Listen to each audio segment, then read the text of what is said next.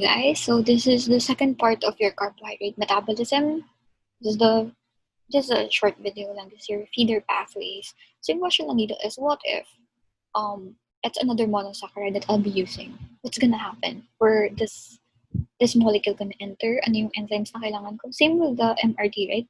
If I will not be coming from the North Avenue station, what if yung entry point ko is Cubao kasi I'm near that? What's gonna happen? Can I still proceed with the glycolytic pathway? What are the adjustments that I'll be needing? Okay, so it's similar to that. Okay, so here is the entire feeder pathways. So all carbohydrates enter glycolysis and then muscles, often via hexokinase.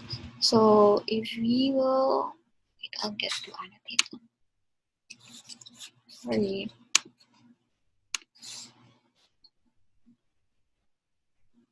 Okay, so if you have glucose, right? Ito yung na-discuss natin prior to this.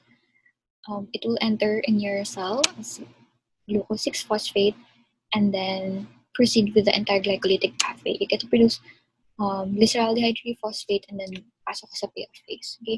Now your glucose can actually come from your trehalose or your lactose.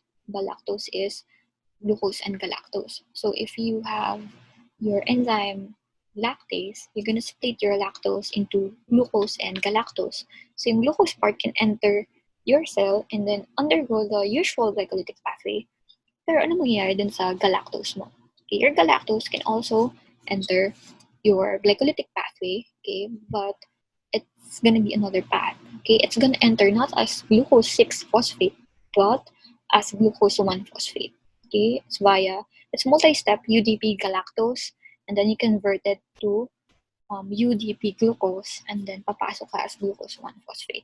So what I want you to know about this is that what kind of anomer is galactose compared to glucose? What carbon yung different sila? Same with mannose, same with fructose. That's what you need to remember.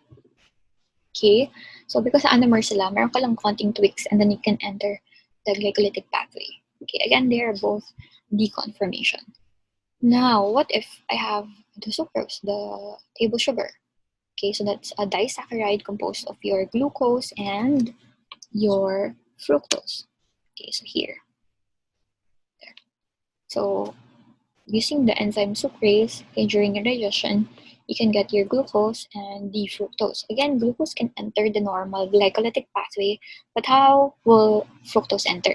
We know from the glycolytic pathway that after mo matag si glucose as glucose 6-phosphate, you need to convert it to fructose 6-phosphate. So in that essence, no, you can let fructose in and then using hexokinase kasi it's not that sensitive naman to the monosaccharide, it can also tag it sa 6th position. And you get to produce fructose 6-phosphate right away. So medyo tipid ka dun in one step. However, this one will require you to also use pa rin 1 ATP. Of course, that's your investment phase. Okay, another pathway where fructose can enter, okay, is via converting it into glyceraldehyde 3-phosphate. So ito, okay, nasa left lower side. So here, instead of using hexokinase, you use fructokinase. You get to produce fructose 1-phosphate. And we know that this is not going to enter glycolysis right away. Okay, but you can actually get 3 carbon molecule out of it using your fructose 1-phosphate aldolase. So pag aldolase, cleavage agad yun. Now, ang problem mo dun, one part, yung 3 carbon molecule mo, may fructose, may phosphate, but the other part, the other end, doesn't have.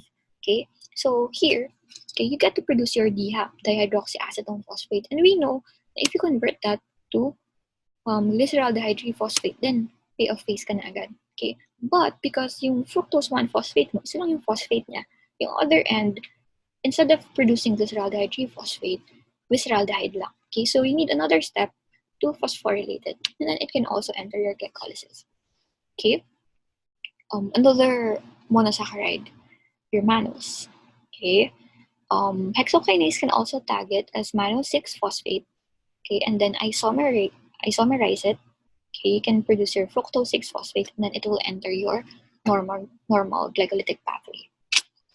right? So again, the important things that you need to remember here are what are the anomeric carbons, anong carbon sila nagdi-differ, what form sila papasok, like the lactose, is it going to enter sa fructose 6-phosphate, mannose 6-phosphate, or G1P? Okay, sino may kailangan ng UDP? Okay, to support its enter. Okay, also, okay, but we will discuss this in the succeeding videos, glycogen or starch.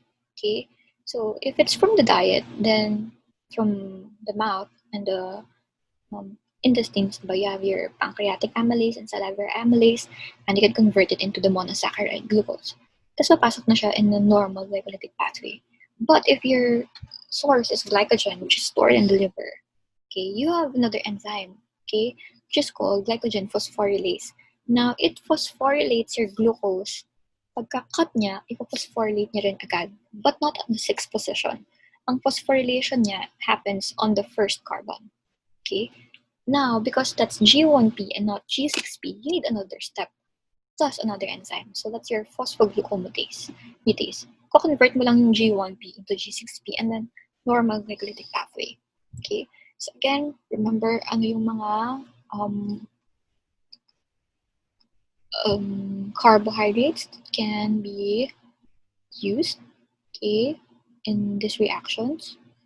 And also, saan sila papasok? Ano yung mga differences? Meron pang additional energy expenditure or not? Okay, so that's it for your feeder pathways.